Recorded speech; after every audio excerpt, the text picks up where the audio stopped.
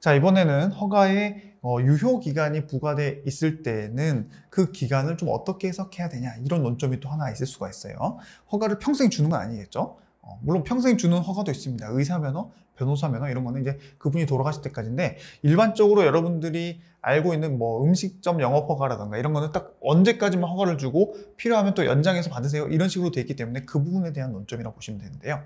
일단 두 가지 성질로 나뉩니다. 어떤 사업의 성질상 그 허가 기간이 정해져 있어요. 허가 기간이 좀 짧은 것 같은 경우가 있을 수 있겠죠. 그런 허가가 있고요. 유효기간 연장 제도가 따로 마련되어 있지도 않는 그런 허가가 있을 수 있겠죠. 그 두 개를 나눠서 보는 겁니다. 자, 첫 번째, 사업의 성질상 뭔가 좀 짧은 허가 기간이 정해져 있다. 이럴 때는 허가 자체의 존속 기간, 그 허가 기간을 허가 자체의 존속 기간으로 보지 않고요. 허가 조건의 존속 기간으로 봅니다. 즉, 허가 조건이 있고 그 조건을 맞췄기 때문에 허가를 줬다면, 그 조건만 계속 유지가 된다면 그 허가는 계속 연장이 되게끔 해줘야 된다는 의미가 바로 이쪽이라고 보시면 돼요. 그렇죠?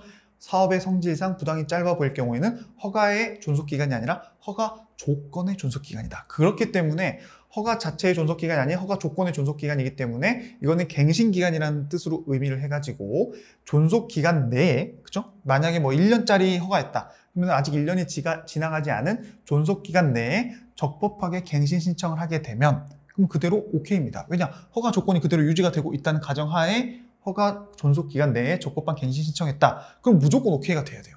근데 그럼에도 불구하고 행정청이 갱신해줄지 말지, 가부는 해줄까 말까입니다. 갱신 가부의 결정 자체를 안 해줘요. 근데 그 안 해주는 사이에 내 허가 기간이 지나가 버렸다.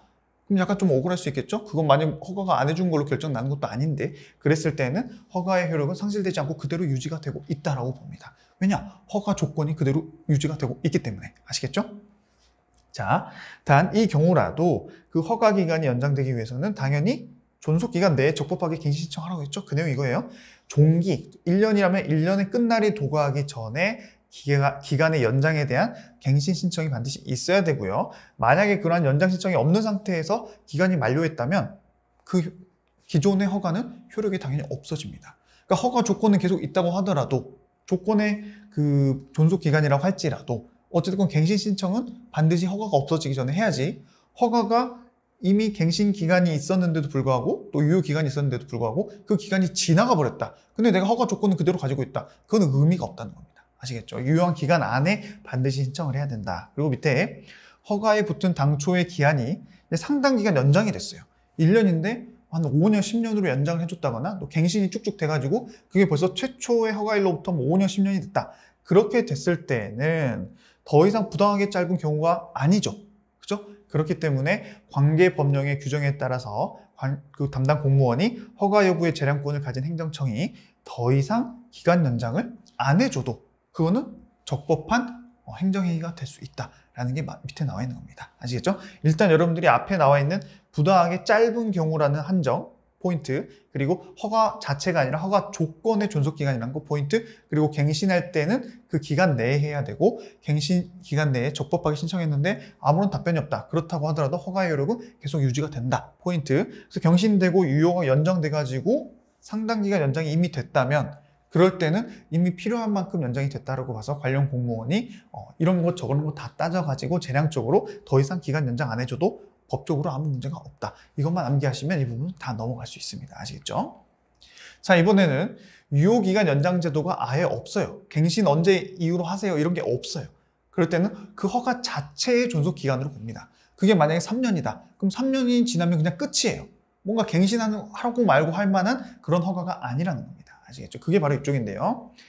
그 유효기간이 경과하게 되면 그 허가나 신고의 효력이 당연히 없어지는 겁니다. 그렇기 때문에 재차 허가를 받거나 신고를 했다. 그러면 그거는 기존 게 갱신되고 연기된 게 아니라 새로운 허가를 받은 게 된 거예요. 그럼 그날부터 또 새로운 허가를 새롭게 받은 거예요.